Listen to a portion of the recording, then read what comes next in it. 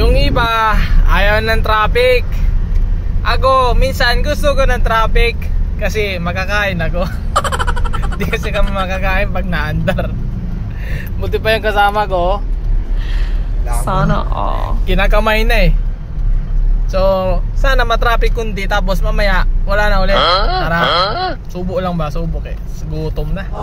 Yan ang buhay ng driver. Kaya ikaw mag-aral ka. Kung ayaw mo mahirapan, upo ka lang sa opisina, ganyan buklat-buklat ka lang, pindot-pindot ka lang computer. Dito, wag na dito nako. Ang hirap dito, lipas gutom, pagod, puyat. Ay sus, ang dami mo maranasan dito, ha? Param pam pam pam param pam pam pam pam pam pam param pam param pam pam. Sir. Morning. Tara, sir. Tapos na po yung meeting niyo? Tapos na appointment ko. Okay po, sir.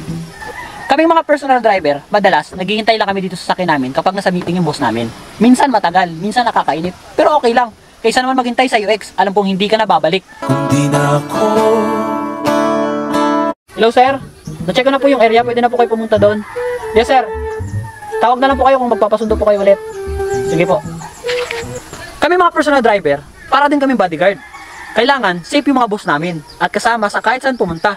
Hindi katulad mo ex, iba na nga yung kasama, nagsisinungaling pa. Pasensya ka na sa mga katha.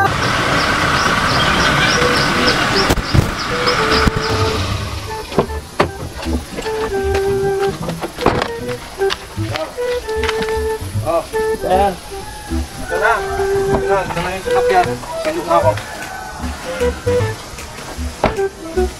kami mga personal driver, hatid at sundo namin yung mga boss namin. O di ba ang sweet? Hindi katulad mo ex, paghatid ko sa'yo, iba na ang sumundo. Tayo na lang dalawa. Tayo na lang magsama. Toy, Sir, tara, sundin natin mag-ina ko. sige po. Papasyal natin sila sa mall. Kami mga personal driver, minsan hindi lang si boss yung kasama ko, minsan buong pamilya niya. Parang tayo ex, minsan hindi lang ako yung kasama mo, minsan yung kabit mo. Nangihinayang ang puso ko. Hello sir! Ay sige sir, magpapasok na po kayo sir? Ay sige po sir, saglit lang po, lalabas pa po ako sir. Sige po, sige po, sige po.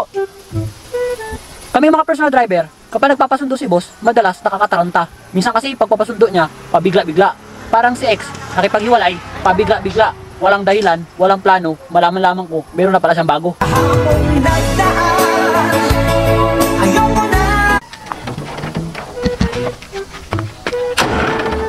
Kami mga personal driver, dahan-dahan lang kami magpatakbo.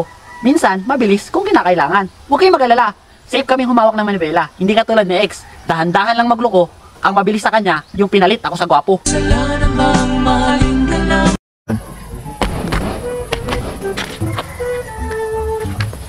Kami mga personal driver, mababait at mapagmahal. Pero, yung gusto kong babae, hindi ako gusto. Kasi daw, hindi naman ako gwapo.